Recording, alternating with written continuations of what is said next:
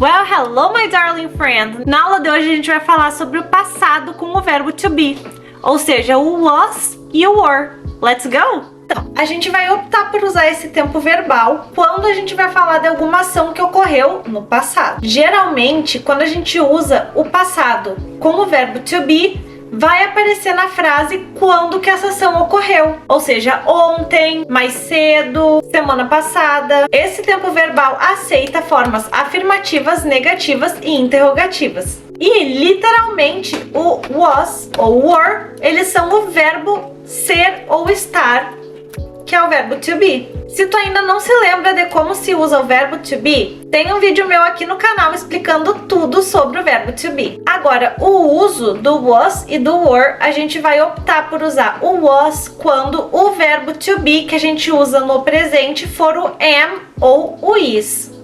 Por exemplo, I am happy, eu estou feliz. I was happy on my birthday, eu estava feliz no meu aniversário.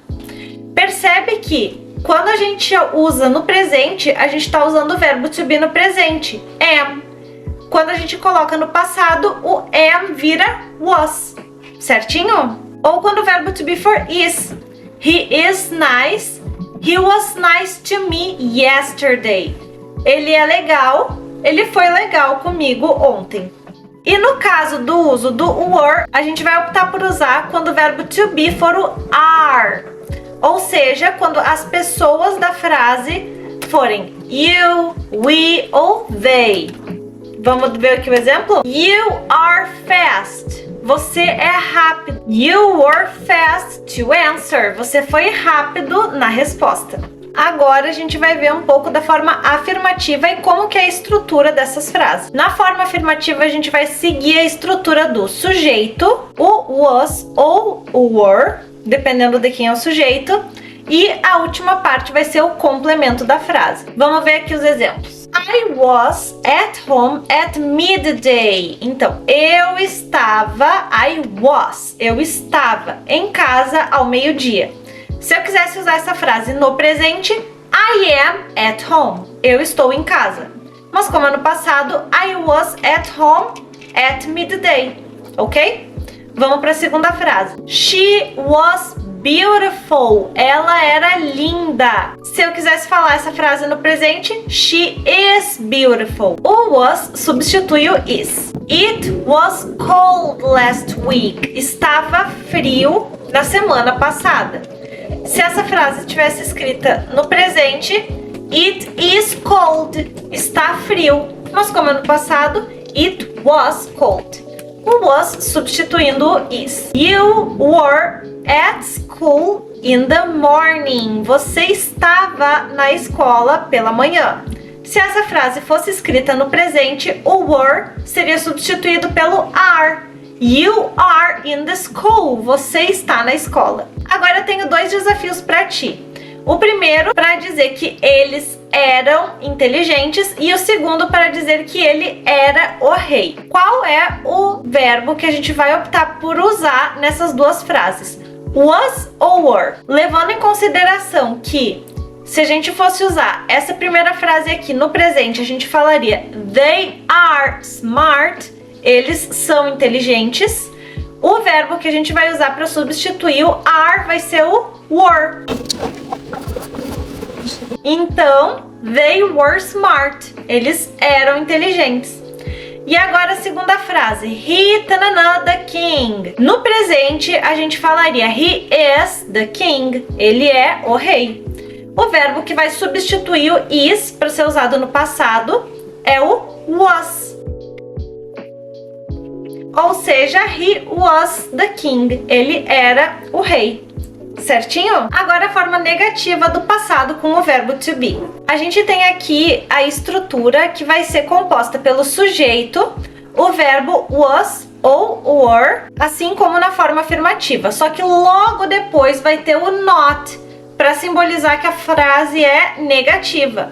E depois o complemento, assim como na forma anterior. Só vai ter um detalhe. Existem várias formas de escrever a forma negativa do were e do was. ela pode ser escrita na forma completa, que nem aqui no primeiro exemplo. I was not at the beach. Eu não estava na praia. Onde o was e o not não são escritos de forma junta. Mas também existe a forma contraída, como na segunda frase. She wasn't sad last month. Significa a mesma coisa. Was not e wasn't. Só um é escrito de uma forma mais contraída e o outro é escrito da forma completa. I was not at the beach. Eu não estava na praia. She was not sad last month. Ela não estava triste no mês passado. Vamos ver a terceira frase agora. You were not hungry before. Você não estava com fome antes. Aqui também, were com o not, mas que também pode ser escrito da forma contraída. They weren't angry at me. Eles não estavam bravos comigo. Duas coisas que eu quero que tu perceba aqui nesse momento. Primeiro, esses dois adjetivos. Hungry, com fome. A gente vai dar uma soprada. Hungry, para falar. E angry, brabo. Como se a gente estivesse falando angry. Não tem o soprinho que nem no hungry. Hungry, angry. Ok? E quando a gente vai escrever a forma contraída do was e do were, a gente vai colocar o was ou were. Logo em seguida vem o N. E no lugar do O, a gente coloca o apóstrofe. Então fica weren't. E aí depois o T. Ou seja, a única coisa que vai mudar é que vai ser escrito was com o not tudo junto. Só que no lugar do O, a gente vai colocar o apóstrofe. Wasn't. Weren't. Significa a mesma coisa, só é uma forma um pouco mais rápida de falar. Porque a língua inglesa é uma língua muito fluida. Então sempre que der para juntar um som no outro, isso vai acontecer. Agora eu tenho mais dois desafios para ti. A gente vai completar essas duas frases ou com o wasn't ou com o weren't. Lembrando que o wasn't a gente vai usar quando o verbo to be for o am, not ou is not. E o weren't quando o verbo to be no presente for are. Então vamos ver aqui o primeiro. We, tananã, scared there. Nós não estávamos com medo lá. Se essa frase fosse dita sobre o presente, a gente usaria o verbo to be are. We are scared. Ou seja, no passado vai ficar we were scared. E transformando isso então para a forma negativa, we weren't scared. E a segunda frase, he, tanana, sleepy in the class. Ele não estava com sono durante a aula. E aí, he wasn't ou he weren't? Nesse caso, como no presente a gente diria he is sleepy, ele está com sono. No passado a gente vai substituir o is pelo was. He was sleepy. E como é uma frase negativa, he wasn't sleepy. Ok?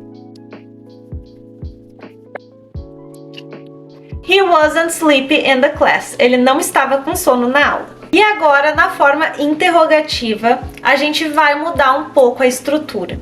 Não é apenas acrescentar o ponto de interrogação no final, que nem a gente tem no português, em que a gente apenas muda a entonação de voz. Para perguntar, por exemplo, estava calor ontem? Se a gente quisesse dizer essa frase na afirmativa, estava calor ontem. A gente apenas muda a entonação.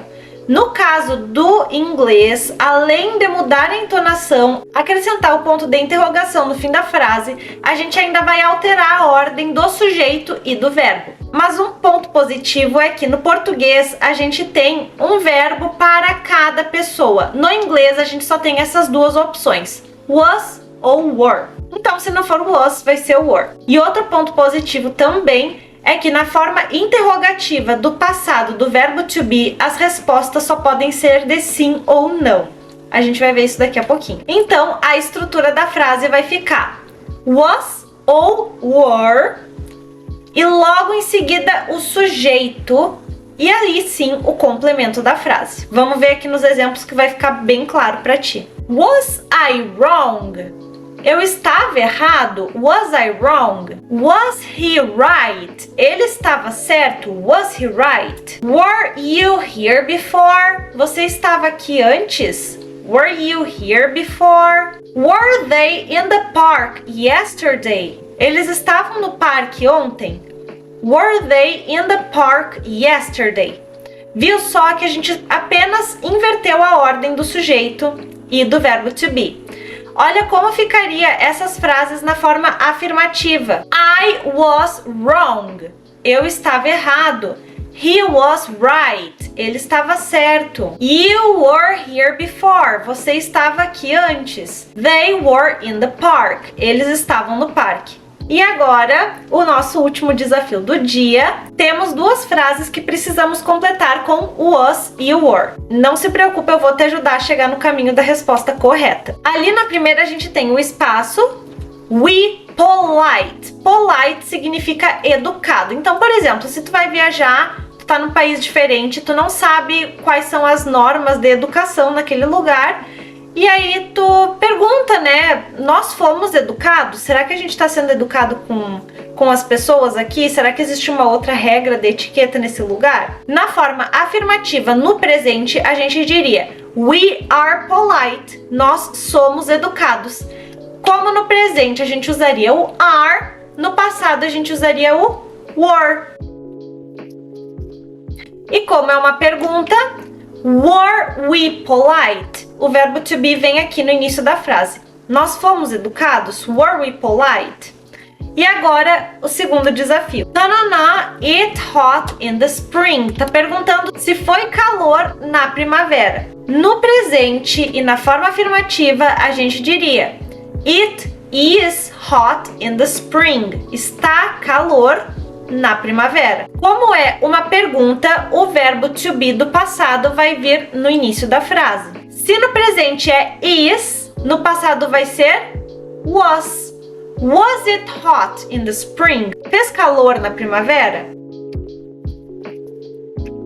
E agora, as possibilidades de resposta. Eu montei aqui dois contextos em que podem existir as perguntas de sim ou não, usando o verbo to be no passado, was ou were. Nessa primeira aqui tá perguntando, isso foi engraçado? Isso foi divertido? Was it funny? Yes, it was. No, it wasn't. Geralmente, quando aparece o was na pergunta, vai aparecer o was na resposta. Mas, teacher, ali na segunda, na pergunta é o were e na resposta é o was, porque o sujeito da frase mudou. Nessa aqui a gente tem uma pergunta que quer saber, were you happy? Você estava feliz? Como eu estou te perguntando isso, tu vai me responder, sim, teacher, eu estava. Ou não, teacher, eu não estava feliz. Então, como a gente vai mudar do you para o I, o verbo também muda. Por quê? Se essa frase aqui da pergunta estivesse no presente, seria are you happy? O verbo to be é o are. E na resposta, seria am. Yes, I am ou no, I'm not. Nesse caso, a gente vai optar por usar yes, I was, no, I wasn't, porque o was é o verbo to be do passado que substitui o am ou o is do presente. Eu espero do fundo do meu coração que tu tenha gostado dessa aula. Ela foi uma forma bem resumida de como utilizar o verbo to be no passado, was e were. Mas eu ainda posso fazer mais umas aulas um pouco mais específicas, mostrando outras possibilidades para usar as frases no passado. E se tu quiser ser meu aluno em aulas particulares, tu pode entrar em contato comigo por essa rede social aqui e eu vou deixar o link na descrição também. Kisses, bye bye! Não se esquece de deixar teu like e de compartilhar essa aula com quem tá precisando de uma ajuda no inglês.